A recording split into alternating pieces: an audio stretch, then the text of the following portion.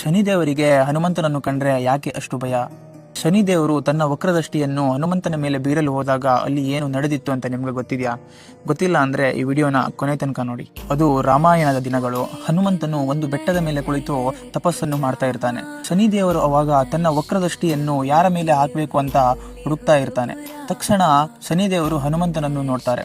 ಹನುಮಂತನ ಹತ್ರಕ್ಕೆ ಹೋಗಿ, ಇವತ್ತು ನಾನು ನಿನ್ನ ಮೇಲೆ ನನ್ನ ವಕ್ರದೃಷ್ಟಿಯನ್ನು ಹಾಕುತ್ತೇನಂತ ಹನುಮಂತನ ಹತ್ರ ಹೇಳ್ತಾರೆ. ತಪಸ್ಸು ಮಾಡುತ್ತಿದ್ದ ಹನುಮಂತ ಅದಕ್ಕೆ ತನ್ನ ಕಣ್ಗಳನ್ನು ತೆರೆದು, ನೀವು ನನ್ನ ಮೇಲೆ ವಕ್ರದೃಷ್ಟಿಯನ್ನು ಹಾಕಲು ಆಗುವುದಿಲ್ಲ, ಏಕೆಂದರೆ ನನ್ನ ದೇಹದ ಪೂರ್ತಿ ಸೀತಾರಾಮರೇ ಇದ್ದಾರೆ ಅಂತ ಹೇಳ್ತಾನೆ. ಹನುಮಂತನ ಮಾತುಗಳನ್ನು ಕೇಳದ ಶನಿದೇವರು ಹನುಮಂತನ ತಲೆ ಮೇಲೆ ಹೋಗಿ ಕುತ್ಕೊಂಡು ಬಿಡ್ತಾನೆ. ತಪಸ್ಸನ್ನು ನಿಲ್ಲಿಸದ ಹನುಮಂತ ತನ್ನ ಪಕ್ಕದಲ್ಲಿರುವ ಬಂಡೆಗಳನ್ನು ತನ್ನ ಬಾಲಗಳಿಂದ ಎಳೆದುಕೊಂಡು ತನ್ನ ತಲೆಯ ಮೇಲೆ ಇಟ್ಕೊಂಡು ಬಿಡ್ತಾನೆ. ಆ ಬಂಡೆಗಳ ಭಾರವನ್ನು ತಾಳಲಾರದೆ ಶನಿದೇವರು, ಹನುಮಂತ ನಿಲ್ಲಿಸು ಅಂತ ಹನುಮಂತನ ಹತ್ರ ಕೇಳ್ಕೊಳ್ತಾನೆ. ಹನುಮಂತ, ನನ್ನದು ತಪ್ಪಾಗಿದೆ, ನಾನು ನಿನಗೆ ಯಾವತ್ತೂ ಮತ್ತು ತೊಂದರೆಗಳನ್ನು ಮಾಡುವುದಿಲ್ಲ ಅಂತ ಹೇಳ್ತಾನೆ.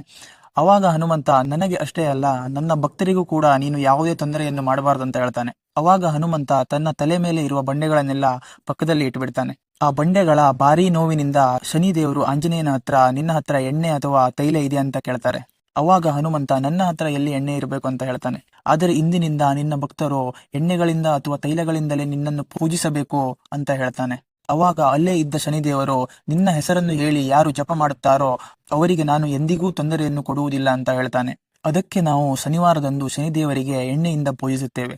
ಆದರೆ ಇದಕ್ಕೆ ಇದೊಂದೇ ಕಾರಣವಲ್ಲ, ಆದರೆ ಈ ಕಾರಣವು ಅತ್ಯಂತ ಬಲವಾದ ಕಾರಣವಾಗಿದೆ. ಈ ಕತೆ ನಿಮ್ಗೆ ಇಷ್ಟವಾಗಿದ್ರೆ ಕಮೆಂಟ್ ಅಲ್ಲಿ ಜೈ ಶ್ರೀರಾಮ್ ಅಂತ ಟೈಪ್ ಮಾಡಿ. ಇಂಥ ಕತೆಗಳಿಗಾಗಿ ನನ್ನ ಪೇಜ್ ಅನ್ನ ಫಾಲೋ ಮಾಡೋದನ್ನ ಮರಿಬೇಡಿ.